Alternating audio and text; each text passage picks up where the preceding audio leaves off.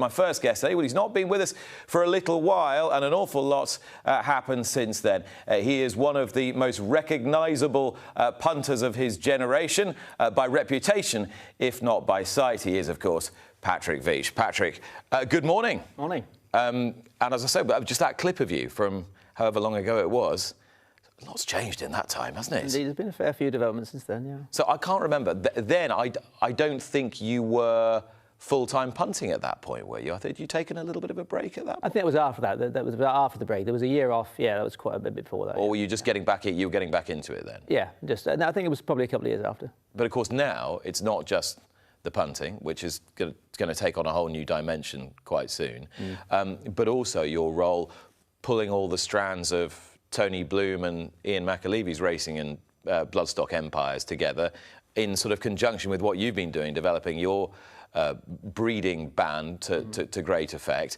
How did that all come about? I suppose the origins go back decades in that I sort of very, very young saw Robert Sangster in the Chestnut Grosvenor Hotel before the May meeting, having a glass of champagne with his entourage, and thought that would be such fun to have the whole summer ahead of you, to have a whole lot of runners at every meeting, and not having inherited sort of a pools empire or the like, to get big in the bloodstock world and to go to the big meetings with lots of runners, you need that combination of interests. And so some time came around when I felt that the algorithm things I'd developed for punting were going to be pretty useful for bloodstock, and gradually did more and more of that. And then, meeting Tony and Ian, they were keen to give it a good go. So yeah, the aim is to form a bloodstock organisation, various strands, that sort of thing, and just build from there. So it wasn't a case of simply saying, right, we can just go out and buy lots of nice horses. You felt you needed to build from the bottom up. You needed to lay solid bloodstock foundations. Yeah, so the core of it is the bloodstock operation, is breeding and breeding to sell. Those horses will be sold. Tony and Ian also want to have some runners, so they asked me, could I buy some horses for them as well? And but that's separate. With the lucky pin on those as sort of happens to landed a few right ones so far. So that's going all right. And do you have total control of how the operation is run? At this stage, yes. At this stage, they're happy to leave them. I discuss plenty with Ian and occasionally with Tony, but typically they're leaving the decisions to me. Yeah. And tell me a little bit about your relationship with Tony Bloom, because he's somebody everybody knows of, relatively few of us know well. What's he like? Yeah, great to deal with. As I mostly deal with Ian, but we've had various meetings with Tony, and one of the great things about this is obviously, when I first got into horse ownership and bloodstock as not a sort of a lifetime horseman, people are like, well, kind of, who are you to be advising on this? But when obviously you've got Tony who's steeped in those sorts of things, then there's and understands the methods and that sort of thing, then there's sort of complete confidence in that. So, there's that willingness to leave it to me, yeah. Elaborate, if you will. So he understands your fundamental sort of research methodology, if you like. Not to the nth degree of detail, but the concept of obviously what he's done so amazingly effectively in football, the idea of how those processes work and how they can deliver a better outcome, hopefully, than you would get by traditional analysis, by going much, much deeper. So just acquisition of as much knowledge and delving as deeply as you can into the data. Yeah. It's simple as that. Yeah, there's so many different strands of it, how it all fits together, and then of course you're looking for new angles, be it in punting or bloodstock, you're looking for new angles that nobody spotted. Do you think you've got secrets, or do you think you're just outworking most people? I think I'd probably put more into the process. I'm working with sort of 3 programmers. I've been doing the bloodstock side of it for nearly 10 years now, and I started off with a lot of sort of protocols from racing, from punting, so I've gone very deep. It gets very complex, and of course there's the more simple stuff of how the horse looks at the sales and that sort of thing. But yeah, I certainly wouldn't be shy on working on it, but I think, again, I'm sure we won't always be as fortunate as we have been the last couple of years, but I think there's an edge there, yeah. What are your guiding principles, would you say, when you're looking at acquiring stock? What are your guiding principles? Well, I can't say too much. No, I get it. I get it. But there are, I could, if you like, produce a cheat sheet, but I wouldn't want to. No. But the difficulty is why it's so hard at the sales is that the sheer amount of analysis, even once I've got, various things sort of come out from the algorithms, there's still an enormous amount of work putting it together, and I'll then focus on individual horses and probably watch some of them myself. And then, so there's obviously a range of prices because, the more expensive ones we go to Tony and Ian, and then there'll be some horses that are under 100,000 where they go into the RaceShare syndicate. So there's plenty to do. But there's no one thing, there's no one principle. We're specifically looking for this. It's far more the sort of that sort of Dave Brailsford, accumulation of marginal gains, and you just keep adding. You're adding little probabilities of the horse being better, little things. That when you combine them together, some of the lots will combine together and have a real good spread of positives. If you come up with a list of horses that look good through all your programming, do you then have somebody saying, well, actually, this horse can't walk in a straight line? Yeah, I've got the skill to recognise that. I've got, I have some idea, obviously looking at horses, but not to a deep expert level. I've never had the time to put into that, so I'd be getting a range of opinions. And do you ever use an agent? No, but I'd have a range of people looking for me, trainers and a couple of other people. That wouldn't be able to look at every lot. So according to the type of horse, the distance, that sort of thing, it might be different people that ask to look at it, and I get a range, and they can be very different opinions. And when you've got sort of even say 2 or 3 trainers and your scores are sort of 9, 4, 6. Seriously? You can get some big variations. Yeah. So over time, do you then learn to discount opinions that aren't working? Yeah, certainly I'd have a very good idea of the relative strength of opinions, and obviously I've drawn the people I'm using from a larger group. All right, who's the best judge? No, I'm not going to. There was one person who marked the Venetian Sun very low, but equally, when you go across it, there is that person, I presume, is not training Venetian Sun. No. But there is, but that's equally, that person has ranked some very, very good horses high as well. And it is complex. And of course, there's time, because everybody's very busy at the sales, and you can't just say, well, you can look at these 300 horses. Mm-hmm. So you've got to have some ability to predict what might be viable at the right price, and then try and put it all together. And so a horse like Venetian Sun, for example, what's popped up initially with her? What's her major selling point? So again, it's just the accumulation of marginal gains. I have been asked a few times. Perhaps a few years. What did you give? I can't remember what you gave for her. I think it was 260, something like that. Which was a fair price for Starman at the time, obviously. Yeah. And I think a few years ago, because the Lope de Vega thing was that I had so much success with those, people perhaps assumed it was all going to be about a certain sire. But yes, it was just a case that a very good number of boxes were ticked. For those who aren't familiar, you've had an amazing amount of success with horses, particularly fillies by Lope de Vega, who we all know is now established as a very, very good stallion. But you have been, borderline evangelical about him now for some time, and based on a lot of Group 1 caliber fillies and mares that you owned. Yeah. So how did that all start? How did you come across him as the next big thing? Well, I suppose I had a ranking method for sires, which I've been developing for some years, and then suddenly he popped up after a couple of years, and his figures are off the scale. More off the scale than anything you'd ever seen before? Certainly in recent times, yeah. He's remained somewhat underrated since, because one of the things is when you've got a by comparison smallish stud, that when he went up in fee, it wasn't always possible for the shareholders to up the quality of mares in the way that, say, Darley or Coolmore would be able to do. And you didn't have shares in him at this point, no? Not at the very start? Not at all, no. So then I bought in shares and breeding rights, and bought mares to send to him, and essentially went pretty much all in. But even since then, as I say, the upgrade of his mares is still sort of catching up. There's been quite a lot of sort of overcovers, where the stallion's been a lot better than the mare, and it's still catching up. And I think I saw there was an advert the other day. He's got the highest number of stakes horses worldwide, and that's still over the last 5 years. It's still catching up other sides in terms of the mare quality. So there'll be more to come. So you went long, and it's worked. Yeah, I think there's a bit more long to go, but it's gone good so far. This obviously gives you a lot of joy. Does it give you more satisfaction when you see horses like Venetian Sun and Sky Majesty and Santorini Star and Crown of Oaks and Lake Forest all winning or running well in top-level races recently? Does that give you more of a thrill than when you're at your most buccaneering punting phase, working your way up? It's probably similar to then, in that it's at that early stage. Yeah. So now it'd be more sort of enthralling than punting is now, because I'm very sort of mature in that.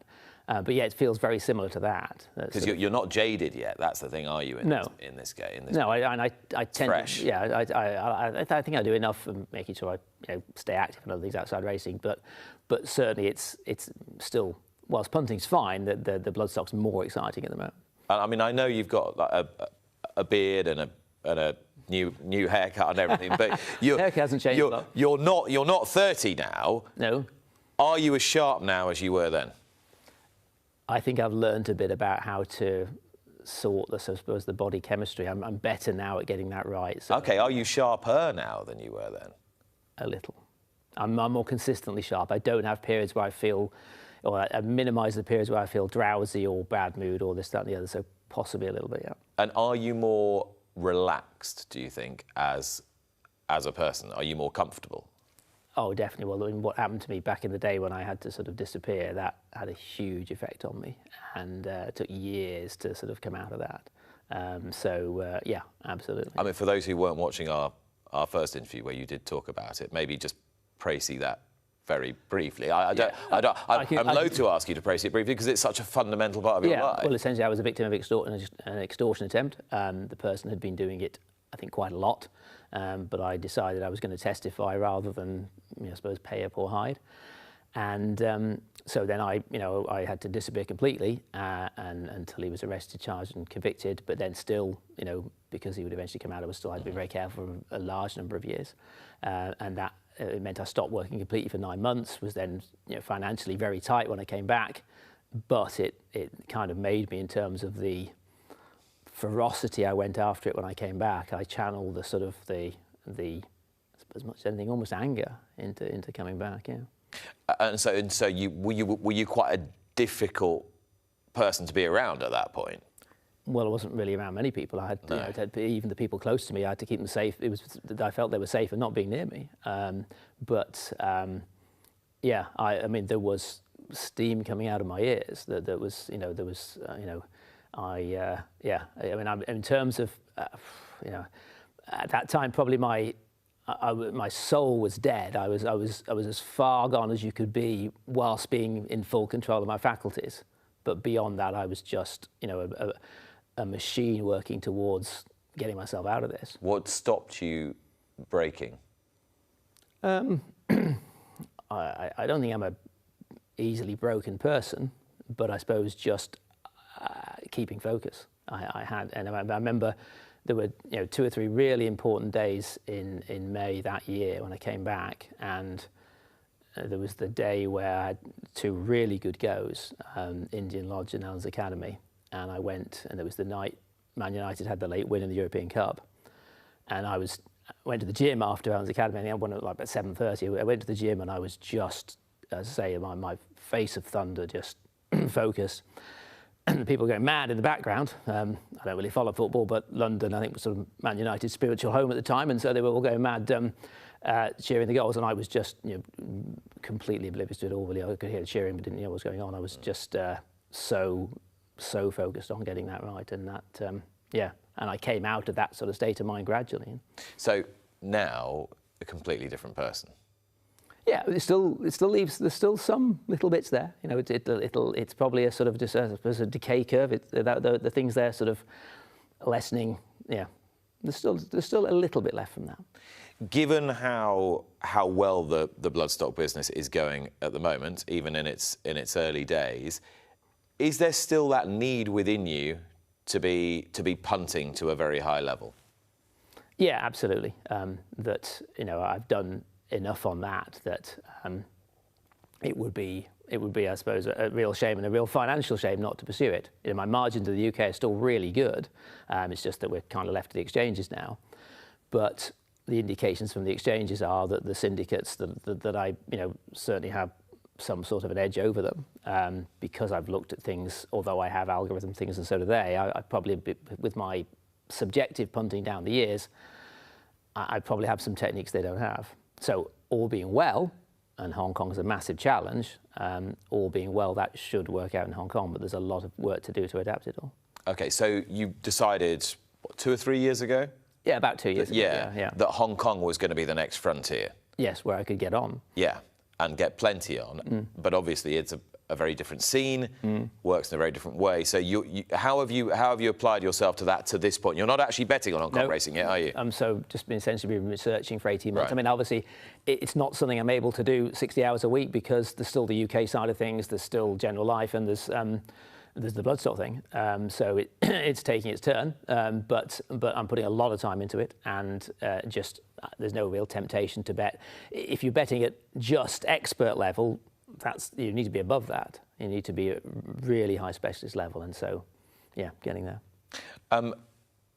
Do you think you require a familiarity with the scene in Hong Kong to be an effective Hong Kong punter? I suppose in terms of from the data, I need to know how it's different. There's a huge amount of work in adapting what works in the UK. Some things won't work at all. Obviously, I have fillies out there, and just huge amounts of changes. But in terms of being actually local, I've visited Hong Kong years ago, but I've never been to Musselburgh, and I've had lots and lots of bets at Musselburgh, and I'm very comfortable punting there. So I suspect I'll go out. Obviously, they're very welcoming there. It's a very different story from the sort of get-out approach to bookmakers. That they're sort of, oh yes, you're a decent-sized punter. Come along, meet our wagering team. Come and walk the tracks. And I nearly went a year ago, but yeah, I'm sure I'll go. But it may only be the once. Yeah. And will you adapt, do you think, to a different betting culture? So will you be there playing exactas and quinellas and swingers and superfectors and goodness knows what else every Happy Valley in time, because Wednesday night? Because that's extra liquidity. Once you've got the edge, once you've got an idea in this race that you quite like 2 and you really like 7 and 11 and you dislike 4 and 8, then your position to put the maths in and have an edge in those markets there. But again, that's a whole sphere of work that other people have got decade start on me, so we'll get there in turn. I'm thinking about it in terms of what can be achieved over 20 years rather than 2, so those may not come in for 2 or 3 years from now to even start. And how many people would you say have working for you on this project? There's little bits and bobs here and there, but I suppose core about 3 or 4. Mm-hmm. And are they young and coming up? A mixture. Yeah. You certainly need experience as well. Yeah, a mixture.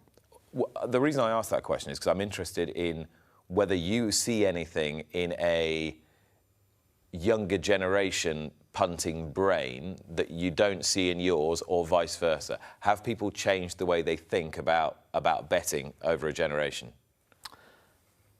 Not that I suppose you have got more people who are sort of PC and technical minded, more people, the data, so I suppose even that sort of drive to survive and that sort of thing, you've got more of an interest in data. But having said that, that's to some extent the stuff that I do on my own, just with programmers who don't really follow racing at all. Yeah, in some ways the punting side completely different to the bloodstock side, where it's a lot of sort of collaborative thinking. It's quite an isolating thing that you essentially and I wouldn't want to share exactly what's going on even with people in the team, because there's just a general security and that sort of thing. Okay, and you're still quite happy with that bit of your life, that bit of your sort of solitary existence, if you like? Yeah, better, or even more so now than perhaps when I first took a break, because then it'd been very, very intense for a number of years, whereas now the bloodstock mixes in with it. Yeah. In your heart of hearts, would you still like to be punting on British racing if it offered you the scope to do it? Purely from a workload point of view, absolutely. At the moment, I understand that this year and next year it's going to be pretty hard, and it would be nice to sort of fit that in. I mean, just the different flavours of UK racing. It'd be nice if it was all in the same place, but it is what it is. Yeah. And for you, moving into Hong Kong and coming away from punting on British racing.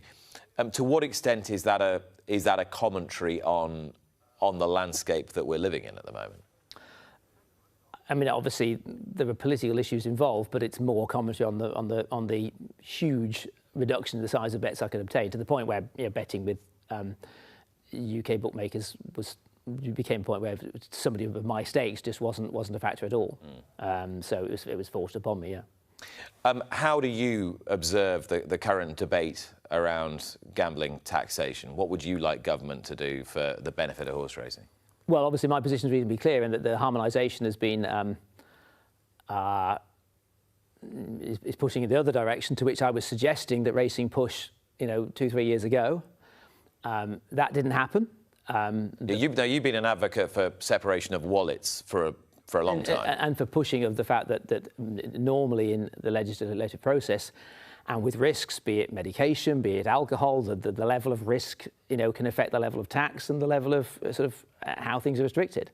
And so that makes sense in gambling, where gambling harm is hugely higher in online slots and casinos, and so you would think that it would make sense to tax that differently.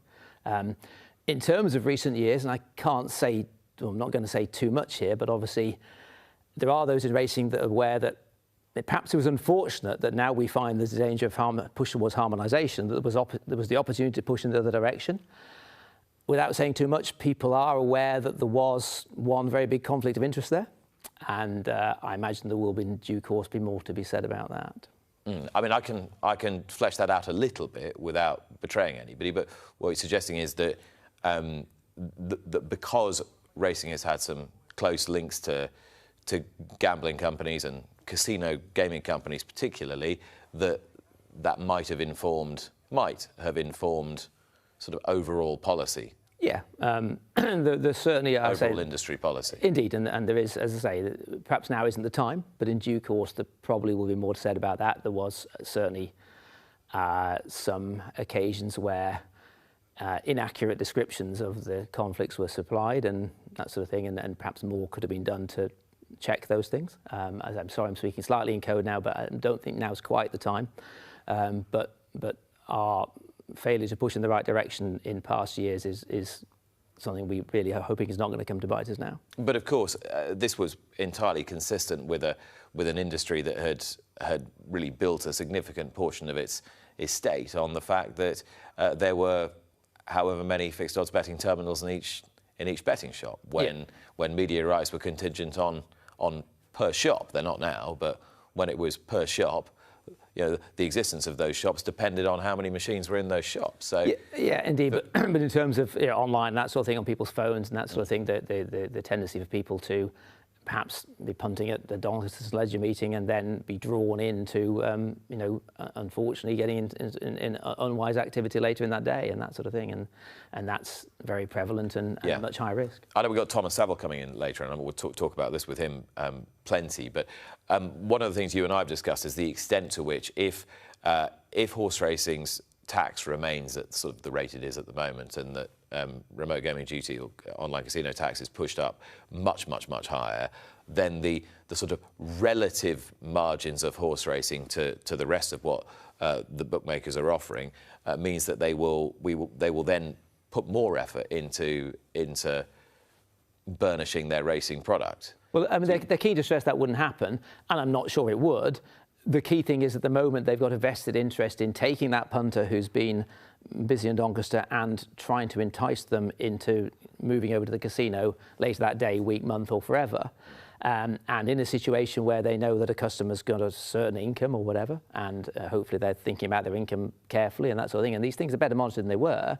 But if a punter's got a certain amount they can lose, if that amount is going to be taxed much more heavily in the casino, you then don't have the incentive for the bookmakers to push them in that direction.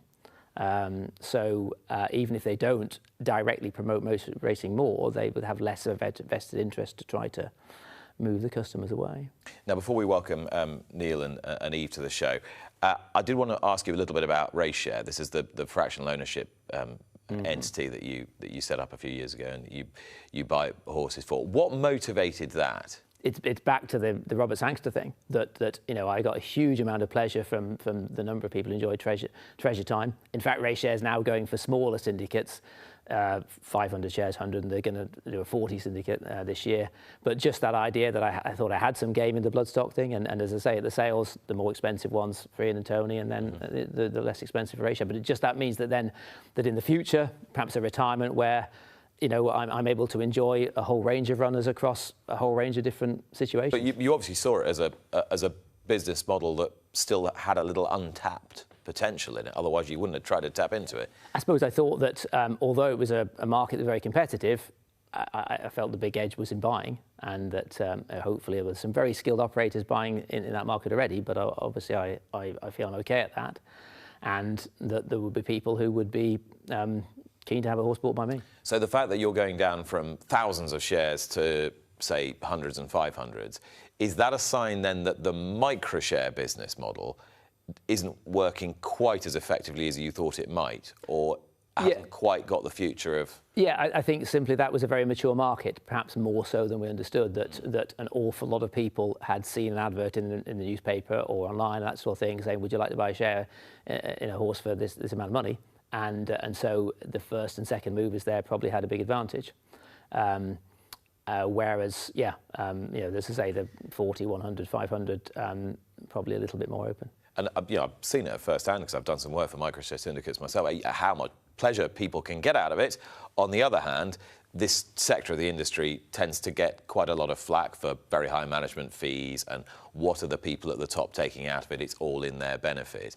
That won't have been lost on you over the years, surely. Yeah, well, in actual fact, it's interesting that that there have been a tendency for people perhaps to sort of compare apples with oranges, and the cost of running a 4,000 share syndicate and in order to keep the price down, to bring all those people in the first place.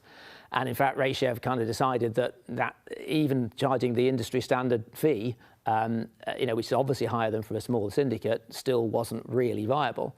But as RaceShare has expanded, they've brought the fees down. And so now going into this sales season, in that sort of 40, 100 sector, they'd be pretty much the same charges, almost exactly the same as the market leaders like Midland Park, that sort of thing. People are still going to be loyal to those great syndicates, but I'm sure there'll be some people who think, well, dare I say it, they might fancy if I was buying the horse. So the burgeoning bloodstock business, the part stallion ownership, the micro shares, the slightly more than micro shares that you're going into now, not to mention a foray into Hong Kong punting. Is it the case then there always has to be the next thing, the next thing, the next thing? Do you have to keep renewing, or are you going to enter a period of stability? I'm certainly hoping for not many more things at the moment. That the Hong Kong change was kind of forced upon me. If I didn't waste, to hugely reduce liquidity, my skills. But yeah, I'd like to get that really established in a year or two, and hopefully from there, work won't increase again. Yeah. But you don't need the money anymore. So you are not presumably motivated by making more money per se, or are you? Or are you just motivated by being better than the next person at any given pursuit? Well, I suppose, there's still plenty of years to pay for, and you'd like to leave plenty behind, I suppose, and that sort of thing. So, yeah, the income is a factor, but undoubtedly doing it in a satisfying and interesting way. And as I say, that idea of planning for long in the future, where I'm doing very little work, perhaps just still attending the sales, but not having to work on the algorithms anymore, that's setting that up. When we go back to the beginning of this conversation, this enterprise with Tony Bloom and Ian McAleavy has got off to a pretty rip-roaring start. In your mind's eye, how big do you envisage it getting? Are you looking at trying to be the next Coolmore? Or? Well, yeah, I did have that brought home to me because I was very fortunate to be a guest of Aidan's on Monday, and I thought that was generous enough. I thought maybe I'd be getting 45 minutes, sort of showing around. I thought it was very kind of him. 4 hours, sat alongside him, showed the whole morning's work, described everything, and I have to say, perhaps I thought I was a good calibrator of people and things in racing, but although I thought I had him high, the attention seriously exceeded my expectations, the attention to detail. So, my word, that would be a high bar to shoot at. But of course, you know, at this stage, we've only run 15 horses. You know, we've had an awful lot of good fortune so far, but the number of horses is a pinprick compared to Coolmore or you know, sort of Darley and that sort of thing. But on the other hand, there is a desire to expand. You know, do you like the idea of that sort of scale, though? And do you like the idea of that sort of international scale? I don't like the idea of how much it would take to get to that point, but as in no, so I do like the idea, but it will take, you know, to get. No, I'm not really entertaining the thoughts of getting that large, but you never know. There certainly is no limit on ambition. You know, Tony and Ian made it clear that they have ambitions to take it further. So we'll keep growing, see where we go. You know? And would you? I mean, I know obviously we've talked about Lope de Vega, but would you stand your own team of stallions? Would you buy a stud and have your own stallions? I think initially being collaborative about that sort of thing would be better, because when you don't start out with that huge mare infrastructure, starting a stallion on your own, but maybe there might be situations where we buy into them and maybe choose them in syndicate, because I suspect if I particularly honed in on a stallion, there would be people who want to support that outside, and that's part of the business of, as I say, unlike punting where it's very isolated, you do want to go out there and meet people and talk to people and, you know, see what the future might hold. And of course, I suppose the other thing, as we found with Coolmore, is you keep wanting to bring new people into the organisation with fresh finance and some more ideas, and there has to be that. You have to be moving forward all the time. Yeah, and so we started obviously in relative terms very small, but see where we can go from here. Yeah, it could get big. When we come back after the break, I do want to talk about some of the horses, because there are some. It could be a good autumn, couldn't it? Yeah, we've certainly been fortunate so far. So. Okay, well, we'll do that. We're going to talk about Zavatiri. We'll talk more about punting when you rejoin us after this. Watch live racing now on racingtv.com.